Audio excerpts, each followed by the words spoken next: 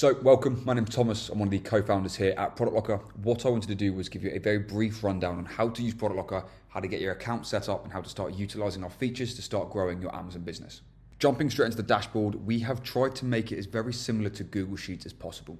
The whole idea for ProductLocker is to try and remove the need for you to be utilizing Google Sheets, because when you start uploading deals to your Google Sheets file, the data becomes very old, becomes stagnant, you can't trust it. Unless you manually go back through and update all of your ASINs manually, all of your data is going to be old. The FBA fee doesn't make sense anymore, the buy box has changed, the number of sellers on that listing has changed. If you had a product from last year, the revenue is going to drop off, but unless you manually go back through and change those details, you're never going to know. So unfortunately, that means after about a week of you adding a product to a Google Sheets dashboard, you don't know whether that product is still up to date a week later. So what we've done is automate that for you. The way we've done that is we actually update all of your metrics on a daily basis. So every time you log into your dashboard, you've got brand new up-to-date metrics. To give you a rundown as to how all of this works is each row that you have within your ProductLocker dashboard is a particular product. Within each product, you can do multiple things. So to go through things very quickly, you have a star button. This means you can star things to then come back into your filters later, find out what product that was. You can open that up in an Amazon listing. If you don't want to go and manually look for it, you can just very quickly open that up straight away. What we can then also do is we can add a purchase in there, which we will come back and have a look at in just a second. So moving on from that point onwards, we have obviously the ASIN. You've got an image to basically show you what product that is at a glance. Instead of now having to try and work out what the product is based on the title, we just show you exactly what that product is. Then we can Google search for this product. So if we need to find another source for this, we can come back in here and try and find that. If we want to understand the keeper chart, we can open that up directly in a keeper chart. Again, this is super simple. Just try and make everything as seamless as possible when it comes to actually finding and managing your Amazon business. Speed is key, and we've tried to make that a priority within our ProductLocker dashboard. Then you can add that to your inventory. So if you want to add that product directly to your Seller Central, you can click this button here. It's going to take you directly to your Seller Central. All you need to do is input the price for that product. We automatically import the ASIN. We automatically make sure that product is there. All you need to do is add the price. Then what we've also got is we have Amazon been selling on that listing. So this is a badge. This badge will glow orange if they have been selling on that. And this just means it might be worth having another look at that product because Amazon have been selling on it recently, and you might want to have a little look at the buy box percentage. The other options that we now have in here are sources. So when you add sources to your product, you want to try and keep everything as condensed and organized as possible. In a Google Sheets file, if you've started to add more than one source per product, you see very quickly it starts to get a little bit confusing. You don't know which source is in stock, which source you're buying it from, which ones have stock in it, X, Y, and Z. So we try and keep that all very seamless. So here you can see the two sources that we've got. To add another source, super simple. I'm just going to put bing.com in here, just to keep things simple. And then we've got 10.10. So let's put this one at £9. Is it including VAT? Let's say it is. Do we have any additional costs? Well, actually we have 30p per box that we send out. So we're going to do this extra costs in there. Any notes? So this could be, do you have a discount code? Do you have a VA that you want to buy this? Are you waiting for something? Anything that you think is relevant, for example, bundles, if it's going into a possible 3PL company, whatever you might want to add in here, you can add in here. Then you add source. Bang, done. That's now going to add into here. And then we have our new source, Bing. So Bing, £9, including VAT, the products, we've got the extra costs, no notes. And then if we come down here, we can click out of stock, we can save anything we've changed, or we can delete the source entirely. What you want to do is, if we actually now realize that actually we have source 1 selected, which is where we get our products from, but now we've actually started buying them from source 2. If I click source 3, our margin and ROIs are going to change again. So I'm not sure if you noticed, but now they have changed to a higher number because we've got them from a different source.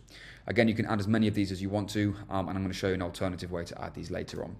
Moving down the line, we've then got the product name. We have our buy badges, highly requested feature. Essentially within your settings, you've got a KPI monitor. If you put in your KPI monitor that you have an ROI minimum of 20%, that's the lowest you'll go. We will then automatically tell you whether you have a product that is close to that, low to that, or under that. If it's over that, it's going to be hot. If it is below your KPI, it's going to be cold. And if it is almost at your KPI, but not quite, we're going to make it warm, and then you can come in and have a decision whether you want to buy that product or not. Then obviously we've got the margin, the ROIs, pretty self-explanatory. FBA fees, which we then break down again into referral, pick and pack, and other. We have the number of sellers on that listing, and then we have the revenue as well as sales. Sorry, I got confusing. Within each of these, we break it down, not just what you're going to, not what the listing's doing, but what you're going to do. So for example, based on the listing revenue of 27,000, one other seller, obviously you wouldn't sell this because it's clearly private label. Based on you then coming in to sell that product, we recommend, we estimate you'll do 13,700 in sales on that listing per month. Based on the sales, it does 1,000 sales per month, so we estimate you're going to take 500. For example, if we were to break it down here, 5 people on this listing does 6,000. Make you 6 on there, you're going to do about $1,000 out of 6, which means you're going to sell about 8.3 units out of the 50 per month. So we split it up, divide it. If you have a different source for this information, you can come in here and change this. You can add different information in here, no problem. Then we also do your profit per unit based on the profit you're going to achieve for that actual product over the duration of a month, if you were to be able to sell it for the consistent month. So £9 per unit profit. If you were to sell 500, 3,500 or 3.3 thousand. Then we've got the buy box price, and then we have, is it FBA or FBM seller? So for example, FBA seller, FBA, no buy box seller. Here we can see it's an FBM seller in the buy box. Might be worth you having a look at that and going, well, you could probably bump the price up if you're an FBA seller. That very quickly gives you an idea in terms of what it is you can see at a glance. Coming back to the purchase window, this is a super easy way to add the purchases. So let's say, for example, you want to go ahead and buy a particular product. You think, yeah, perfect. That's exactly what I want. It's a high enough ROI. We know that we had that £9. It was about 34% ROI. Then you can come in here, add the source, the price, the volume, the date you purchased it, any tracking codes that you might get from a particular supplier. You can then also upload your invoice. So if you've got a VAT or you want to keep track of things, you can upload it to here. We'll then save that. Add that purchase. That's now going to go into our purchase history. So we can come in here, we can see the date we've just purchased it, the number of units we purchased, the total cost, the tracking code, and then what we actually do is we track when those units arrive in your Amazon Seller Central. Once those units arrive in your Seller Central, we check that badge to arrived, and then you know that from that point onwards, they are now in your Seller Central and going to start selling. If you want to look at your invoice, you can click this button here. If you want to delete it, you can click that button here. We don't want to do any of that, but you can see that we've done that in multiple states where we have more than one in here. You can add as many as you want again, and for every time you purchase that product, you want to be able to track it. Moving on from that point is the filtrations, being able to do what we call product prioritization and find the best products for you to sell for your Amazon business to grow it. An example being a lot of people come to ROI high to low. Within here, you've got an awful lot of different filters that you can choose from, products you purchased, things you haven't purchased, supplier names, X, Y, and Z. It can get quite technical. So we know that we're going to filter ROI high to low. Obviously, we want to try and find the highest returning products first. Then we want to come in here and say, well, actually, we only want to buy Lego products that are ROI high to low because we know that we've got a good Lego supplier. So now we're looking at the Lego products that we've got here. So we take the titles from every product that says Lego in it. We are now filtering them from ROI high to low. But we want to go one better and we say, well, we only want to buy products that are Lego ROI high to low that we know we can get a source from Google.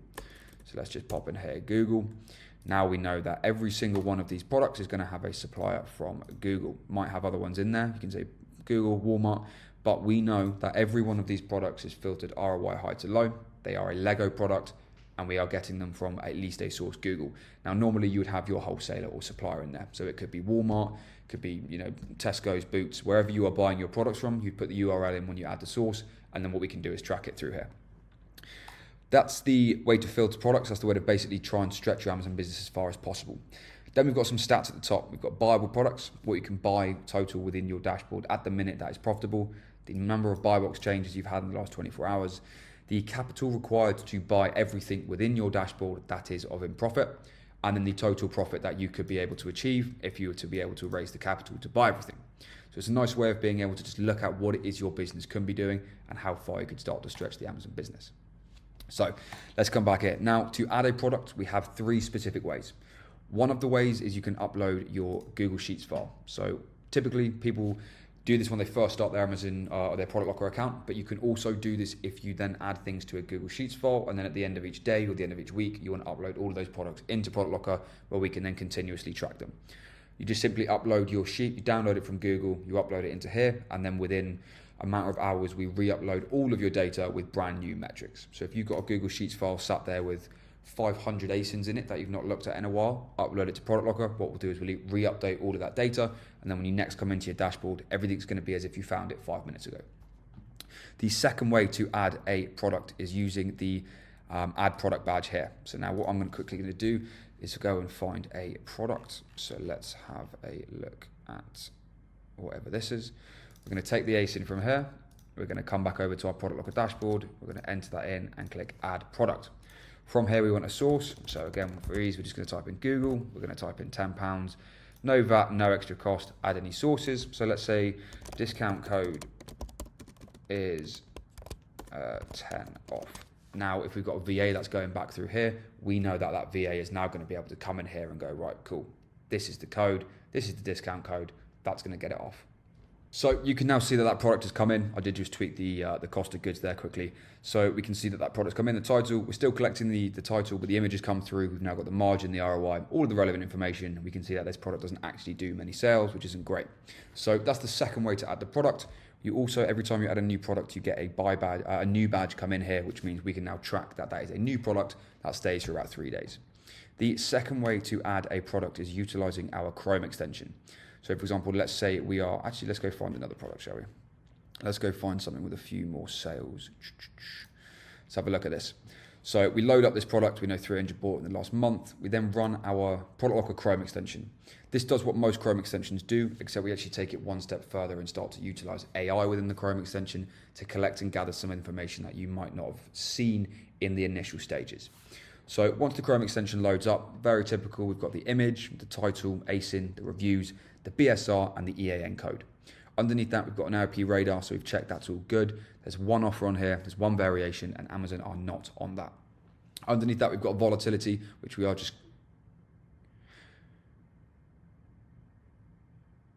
Underneath that, we've got volatility, which basically shows how volatile that product is. Under there, we've got obviously the monthly sales, the sell price, and the source. So for this instance, let's just say Google again, but obviously you would put your normal source in there. And then we're going to say we get it from a wholesaler, but we get this product for £1.50. Instantly underneath here, we now have all the metrics we need to see whether that product is worth selling. You've got the ROI, the margin, profit per unit, number of sales, listing revenue, listing profit, your sales, your revenue, your profit. We've basically given a little bit more of a breakdown in terms of the FBA fees as well, the break-even cost. So we know that that product is a 179% ROI product, which is obviously decent, does 300 sales. So this would be a great product. We can then check the sellers on this listing, see what other sellers we have here. So FBA, 1,100 reviews, 100% buy box, and they're selling it for £9.99. Obviously, this is most likely going to be a private label seller, but again, you can see the information here. Let's say we did like that product and we thought, fantastic, let's go ahead and buy this. We can add that directly to our dashboard at one click. And then what that's going to do is it's going to take all of the information. So it's going to take the Google source, the price that you've just bought it for, the wholesale badge, and some of the ROI information, and add it directly into your ProductLocker dashboard. So you can see we've come over here and we now have, again, I'm just going to refresh so you can see it all in here. We've got the new product, the image, the source that we just added, everything's set up in here. Excluding VAT because it was from a wholesaler. Then we've got the title, the new FBA fees, the margins, X, Y, and Z. And that product is now in here, secured, being tracked 24/7. That's that sorted. That is essentially how to use your ProductLocker dashboard to its optimum value. We can also come into your inventory and start to track some of the products that you are selling at the current time, the products that they are selling at the moment, and how those products are actually doing. So we do a very similar case where we can see what it is you are selling on a day-to-day basis. We can look at things like days till stock out, sales per day, the amount that we think you should reorder based on the number you're selling per day, how much that's going to cost, because we actually have all of those costs built into ProductLocker already. Then what we can do is we can start to see things like how far through the process of being in Amazon is it? So Seller Central, is it inbound, is it FC transfer, or is it actually fulfillable quantity? We can track all of these from the moment that you create your shipping plan and from the moment you actually put a purchase order in with the ProductLocker dashboard directly through to that actually becoming sellable within your Amazon dashboard. We can also see things like when did you last reorder these products? So for example, if you're putting things in your buy window, this will pop up here and say, this is when you last ordered them, this is the total quantity. As they start to arrive in Amazon, we will deduct this. This is all test information, but you get the gist of it. Then finally, again, we have your price versus the buy box price. This just means at a glance, you can see how far away from the buy box you are. And then we also have the FBA or FBM sellers in here. That, as a whole, gives a very brief overview on how to use your ProductLocker dashboard to start growing your Amazon sales. I hope that gives you a great rundown. There will be a link below this video somewhere where you can get your 7-day free trial for ProductLocker, upload your sheet, start working out products you didn't even realize were there, and start growing your Amazon business on autopilot.